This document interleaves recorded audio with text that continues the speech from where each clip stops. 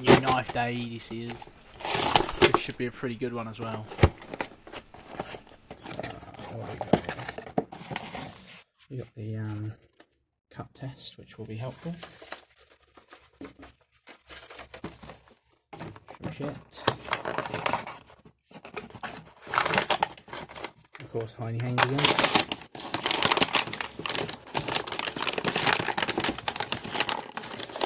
So, oh, well, all right then.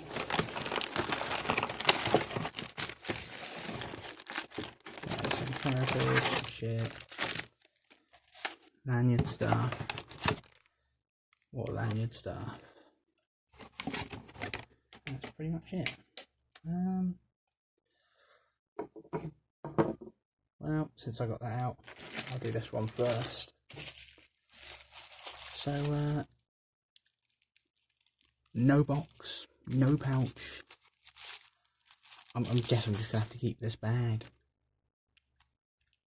Oh, alright then, is that a standard thing for midtechs? I usually thought they came in like a little pouch or something, but, so that's a 0 for presentation. This would of course be the Custom Tech, which is actually a midtech Zipslip.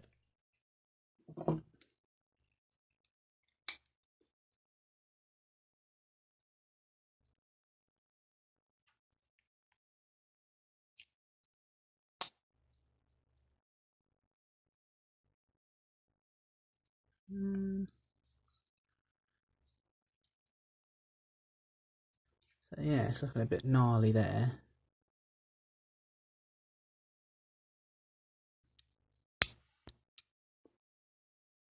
Okay, not digging that. Pivot's lovely though.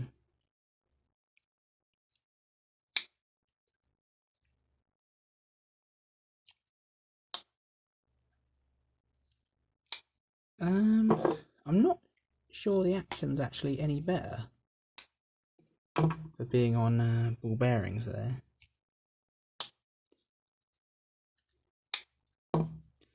And of course, you've removed the little swedge there as well, and they've got that, the hole's different.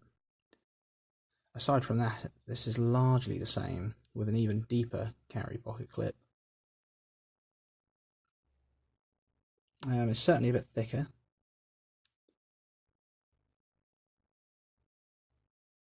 Yeah, I mean, look, that's a fat old boy there, that is.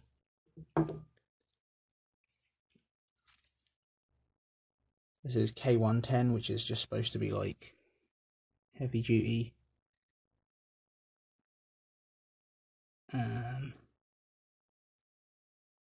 What the flying?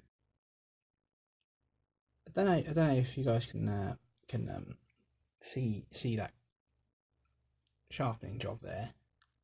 So you've just got like a huge chunk missing on this side, like it sort of starts low. There you go. Disappears a bit and then comes back. Look at that. And then the other side is fine. I mean, the handles are lovely. That's a really nice G10 there. I mean, that's still super satisfying, but it doesn't have the, like, this has got the little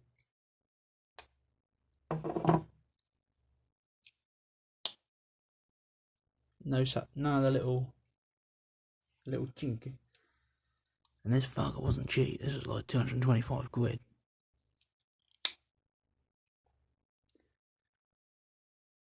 Yeah, I mean, that is just the... Well, I'm really not one to be picky about edges at all whatsoever. But you're joking me. It's thinner up here on this side. It's thinner here on this side. I really hope you guys can see that. Like there, look how bad it is there. And then that side, fine.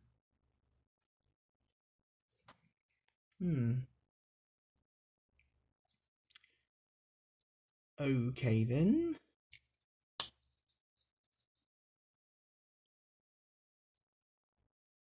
So, yikes! Looks like looks like the production knife might be a lot better. Who knows? Maybe I'm just tired and hot. It's very hot here at the moment. But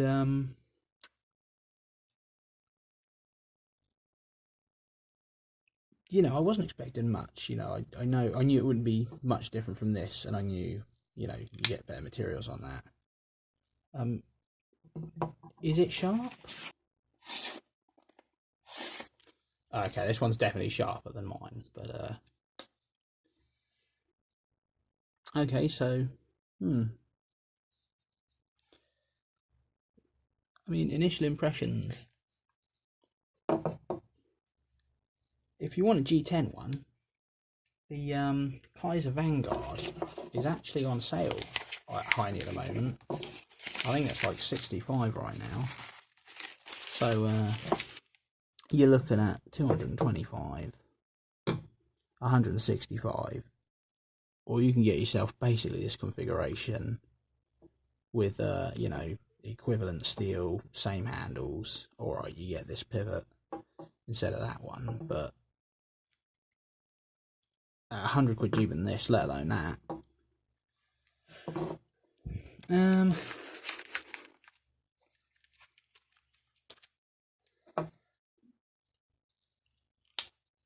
Maybe it'll grow on me. I mean, that's horrendous.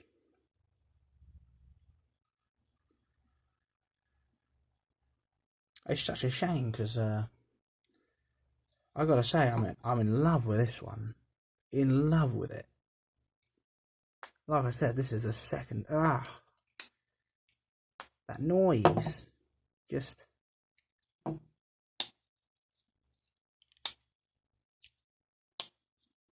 It still feels satisfying. The action feels the same. Oh, but it doesn't sound the same. And you got these thick old liners. You got the same old, you know, spring there. It's for a fact I know it's ball bearings on this one. I'm gonna guess it's not a captive pivot.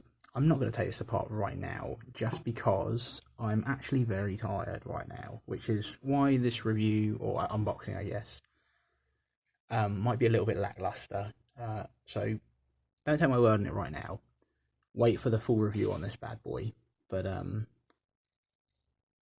after having used this one, initial impressions on the actual midtech, alright, it's not a custom. You can get customs.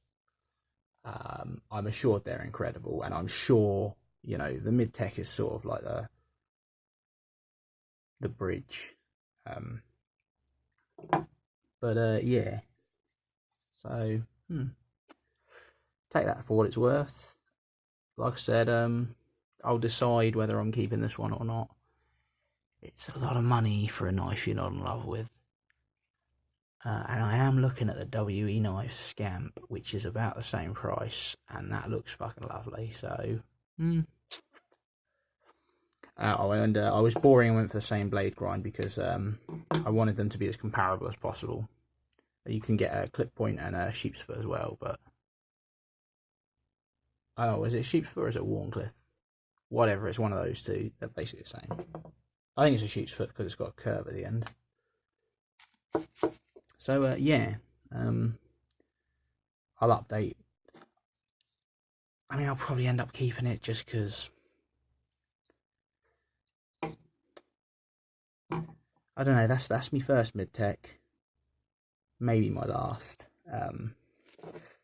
Which is funny as well because the other knife I'm reviewing today, I was going to get off a different website. I was going to get the V1, and I was told that also just came in one of these. And I was like, oh, well, no thanks then. You know, it's not a deal breaker. It's just where I'm going to review this as well. I was like, nah, I've seen that the other knife I'm getting has a pouch. It doesn't just come in a little baggie, so I'll leave that one. It's alright, I'll stop being miserable now.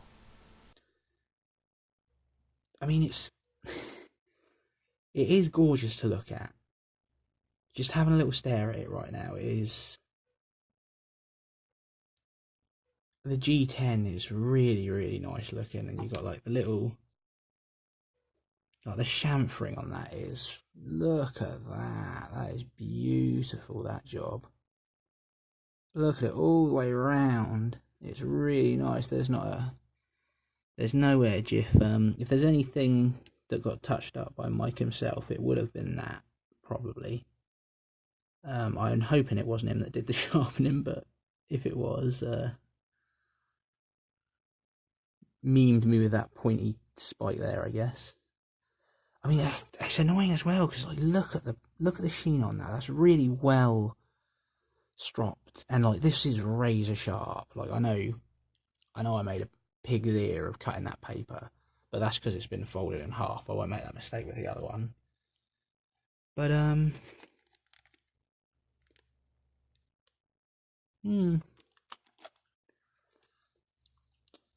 look, at 150, this would be an incredible knife. And like, I haven't tried K110 before either. Like I said, it's just better edge retention D2, I think. But for the price, like I said, I know mid-techs get pricier because the guy's got to touch them and say it's all craftsmanship and that lot. So I'm keeping that in mind. That's why I'm not just like, ugh. But yeah, I'll be thinking about this one. So yeah, there you go. To think they just store them like that in a warehouse. So like, that's the other annoying thing though, because it's just in this. Like, I'm sure Mike wouldn't have let that come out of the factory. The factory, his workshop. So they disassemble these in a factory somewhere, or they get the parts in a factory somewhere, I'm assuming, and then send it, and he does final assembly or whatever, or just checks it. But like that thing there, I'm sure he wouldn't have passed that.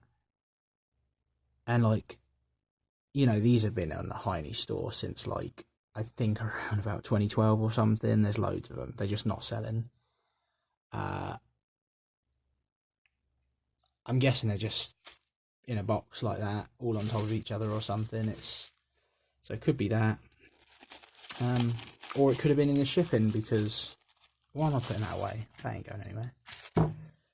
So yeah. Fucking hell, 15 minutes, Jesus Christ. The next one better be short than this. Okay, so the JE made tool basically fit everything on this except the pocket clip, so fuck it, take it apart. That's made me feel a lot better about this. Look, you can see there's some real handwork gone into this thing. Like,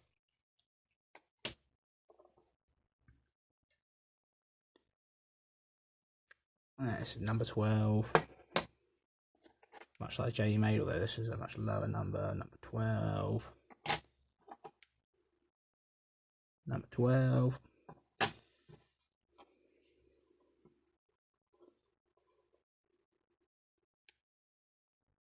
Where is it? Oh, it's right there. Number 12. I wonder if the spring's numbered.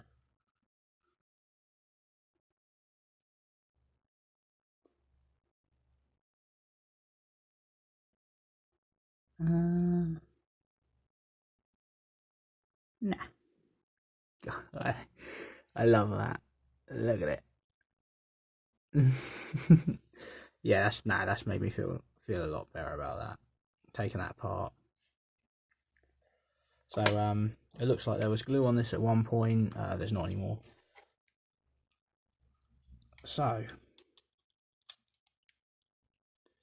yeah, basically it runs with these on the inside of this G10, which is the right way to do it if you're going to put washers on G10, by the way. I have another knife. It's actually the very first one I reviewed on this channel. The Quartermaster, what's it called? Barney McGrew, and it was the flagged one.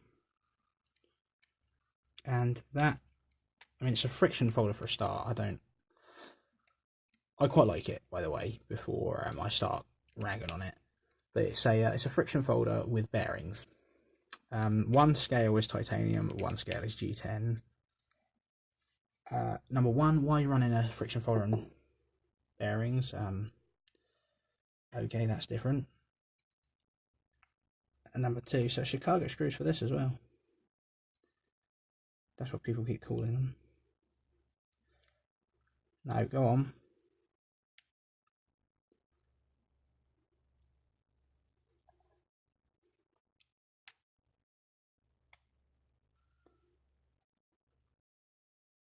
There's no specific way that fits in, is there?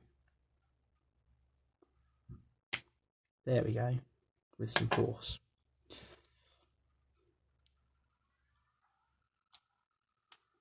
Then that one. Then that one.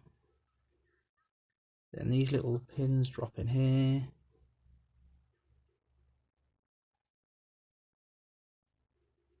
Yeah, so this looks like it's a lot more hard wearing than the washers on this one.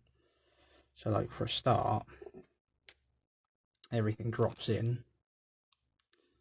So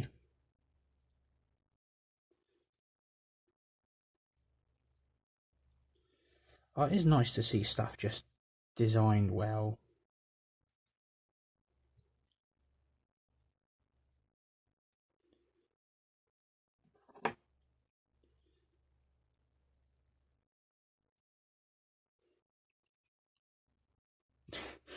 Oh, good luck with that, man.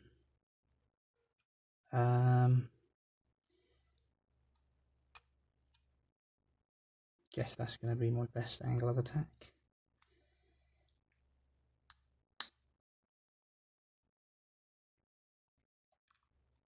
Go on, son.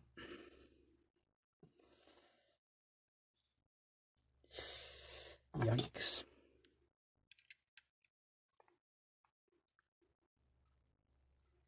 Spin to win.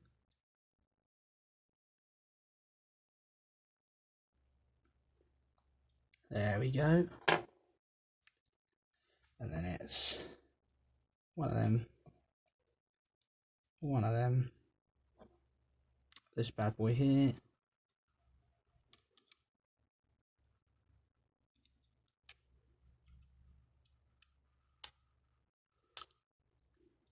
Oh, look how well that all fits together. I think.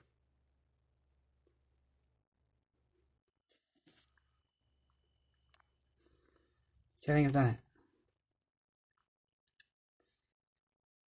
Center, center.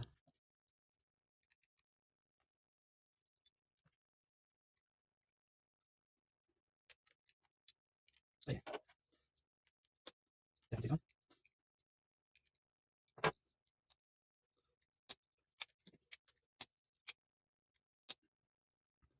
Center, and that's bang on again. Okay, so yeah, I really warmed up to this. Now that I've seen, okay, so I'm assuming what's happened here is Mike gets the parts, and then he finishes them off. So he just gets the steel, he gets the stuff. So like a custom, but he batches them, I guess. Yeah, no, that's lovely. Number 12, number 330, 332. Something else I've started doing is actually carrying a backup at work. So I've got a clip one and one-handed opening for quickly doing the stuff. And then, for when I've got time, because I'm starting to get into the modern traditionals at least. Just if I've got time, I'll pull it out, use it, put that one back away. Alright, well, these are actually going up a day late, because, so this is going to be funny, because this is going to get tacked on to the end of the first review I did. Hadn't even looked at this knife at this point, and then read this and then come back. But such is the magic of editing. But yeah, this is going to be a day late, so I actually got all this shit yesterday. But yeah, I got like 3 hours to get some sleep for work tonight, so Whoopsie. Alright, cheers guys.